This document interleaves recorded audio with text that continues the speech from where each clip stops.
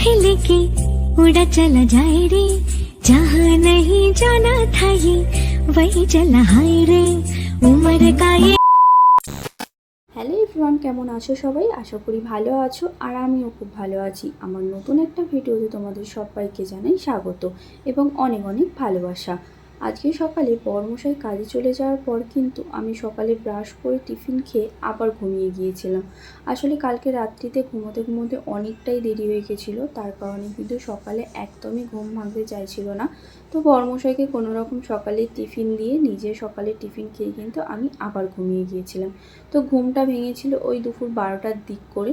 তো আমি কিন্তু ঘুম থেকে উঠে আগে ঝটপট বিছানাটাকে গোছ করে নিচ্ছি, তারপর কিন্তু চলে এসেছিলাম কিছু জামা কাপড় গোছ করতে।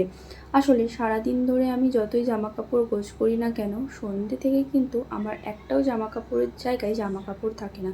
বড়মশাই এসে সমস্ত কিছুই কিন্তু এলোমেলো করে দেয়, লণ্ডভণ্ড করে দেয়। আর যেহেতু এখনও দুপুরে রান্নাও হয়নি, তার জন্য কিন্তু তাড়াতাড়ি করে আমাকে সমস্ত কাজগুলো সেরে নিতে হচ্ছে। আর রাত্রির বাসন কিন্তু আমি রাত্রিতেই মেজে নিই, কারণ যেহেতু আমার রুমটা অনেকটাই ছোট, তো তার কারণে কিন্তু আমি একটা রুমের মধ্যে এঁটো বাসন আর রাখি না। তো খাওয়া দাওয়ার পরে কিন্তু রাত্রিতেই বাসন মেজে নিই। আর জামা কাপড়গুলোও গোছ করে নিলাম, আর তারপর কিন্তু কিছু জামা কাপড় ছিল সেইগুলোও নিয়ে নিলাম, কারণ কিছু জামা কাপড় কেচে দিতে হবে। আসলে আমি যেখানটায় আছি না, সেখানটায় প্রতিদিনই জল হয়ে যাচ্ছে। তো তার কারণে কিন্তু আমি জামা কাপড় তেমন কাচছি না, কিন্তু না কাচলেও না নয়। আসলে আমাকে যেহেতু প্রচণ্ড পরিমাণে ঘাম দেয়, তার কারণে কিন্তু আমি একদিন বা দুদিন একটা জামা পরলে 3 দিনের মাথায় কিন্তু একদমই পরতে পারি না, কারণ প্রচণ্ড পরিমাণে গন্ধ লাগে। তো তার জন্য কিন্তু ভাবলাম জল হচ্ছে হোক, রুমের মধ্যেই কিন্তু জামা কাপড়টা মিলে শুকিয়ে নেব। তো তার কারণে কিন্তু জামা কাপড়টা কেচে দিয়েছিলাম। ওইদিকে গ্যাসে ভাত বসিয়ে দিয়ে আমি চলে এসেছি এখন একটা নাইটি আছে, তো সেটাই সেলাই করতে। আসলে আমি আসার পরের দিনই না নাইটিটা পরতে গিয়ে একটু সেলাই খুলে গেছে, তো তার কারণে কিন্তু ওই নাইটিটা আর পরা হচ্ছিল না। আর এখানে যেহেতু সেলাই করতে অনেক চার্জ নেই, তো আমি কিন্তু টেলার্সেও দিইনি। তো বড়মশাই আমাকে অনেকবারই বলেছিল যে দাও, আমি সেলাই করে এনে দিচ্ছি।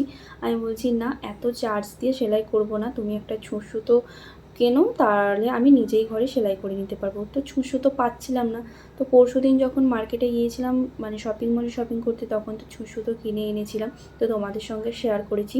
তার কারণে কিন্তু এখন বসে পড়েছি সেলাই করতে। আর সত্যি কথা বলতে, ঠেলায় না পড়লে বেড়াল গাছে ওঠে না, এই প্রবাদ বাক্যটা এতদিন শুনেছি, আজ সেটাই আমার সঙ্গে হয়ে গেল। আসলে এর আগে না আমি কোনো দিনও জামা কাপড় সেলাই করিনি নিজ হাতে। ছোটোখাটো সেলাই করতে হলে কিন্তু মাকে দিয়ে দিতাম, আর যখন কিছু বড় কিছু বা অন্যান্য সেলাই করতে হতো তখন কিন্তু টেলার্সে দিয়ে দিতাম, নিজে কখনোই সেলাই করিনি। আর এখানে এসে যেই দেখছি টেলার্সের এত চার্জ, তো তার কারণে কিন্তু নিজেই সেলাই করতে বসে গেছি। আর সত্যি কথা বলতে, এই সেলাই করতে গিয়ে আমি ঠাকুরকে যে কতবার ডেকেছি তার নেই ঠিক, যাতে টেরা বেঁকা না হয়, যেন ভালোভাবে সেলাই করতে পারি। তো ঠাকুর কিন্তু আমার কথা শুনেছে, ঠিকঠাকভাবেই কিন্তু সেলাইটা করতে পেরেছি।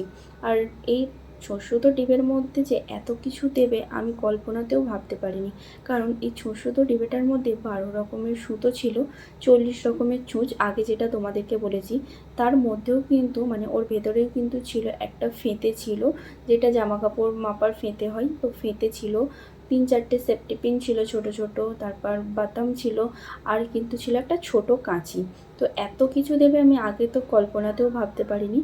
তো এখন কিন্তু জামা কাপড় সেলাই হয়ে গেছে, আর আমি তোমাদেরকে কিন্তু বলছিলাম যে মানে ঠাকুরকে যে কতবার ডেকেছি তার নেই ঠিক, কারণ এর আগে আমি কোনো দিনও মানে সেলাই করিনি। তো তারপর কিন্তু স্নান টান করে চলে এসেছি পুজো দিতে। আর ওদিকে কিন্তু আমার ভাত হয়ে গেছে, আর আজকে কিন্তু করব ভাত আর ডিম আলুর তরকারি, কারণ ঘরেতে একটুকু সবজি নেই। বড়মশাই আমাকে বলেছিল কাজে যাওয়ার আগে যে তুমি বাজারে গিয়ে কিছু একটা সবজি কিনে আনবে, কিন্তু আমি যেহেতু ঘুমিয়ে পড়েছি তার কারণে কিন্তু আর যাওয়া হয়নি। ওই জন্য ভাবলাম বাড়িতে ডিম আছে, তো ডিমের ঝোল আর ভাত করি। তো পুজো দিয়েই কিন্তু আমি চলে যাব রান্না করতে।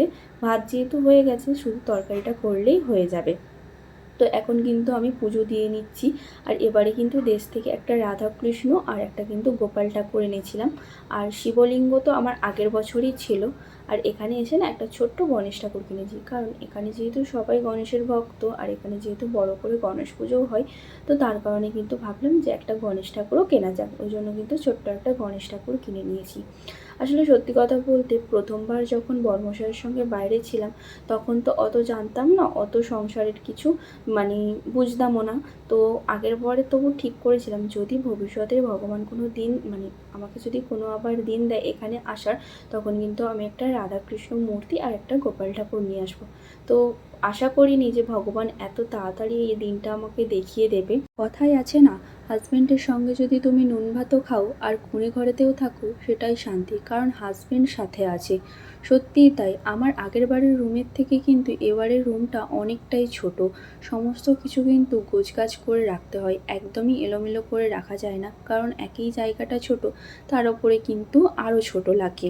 আর সারাদিন কিন্তু আমি একাই থাকি, একটু মন খারাপ হয়, বাড়ির জন্য মন খারাপ করে মা বাবা বোনেদের জন্য, কিন্তু দিন শেষে যখন হাজব্যান্ড এসে হাজব্যান্ডের সঙ্গে একসঙ্গে খেতে বসি তখন কিন্তু একটা আলাদাই মজা, আলাদাই শান্তি, যেটা আমি বাড়িতে বসে সবসময় অনুভব করতাম। যখন আমি খেতে বসতাম তখন কিন্তু প্রচণ্ড পরিমাণে কান্না লাগতো যে হাজব্যান্ড পাশে থাকলে কিন্তু আরও ভালো হতো।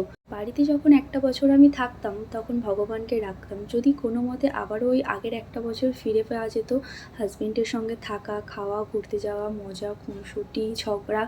তো ভাবিনি ভগবান এত তাড়াতাড়ি আমার প্রার্থনাটা শুনে নেবে। তো যাই হোক, তোমাদেরকে অনেক কথাই বলে ফেললাম। আসলে আমি এই প্রবলেমগুলো ফেস করেছি, আর যাদের হাজব্যান্ড কাজের সূত্রে বাইরে থাকে তারাও কিন্তু এই প্রবলেমগুলোর সম্মুখীন হচ্ছ। তো তার কারণেই কিন্তু বলে ফেললাম, তো তোমরা কিছু মনে করো না।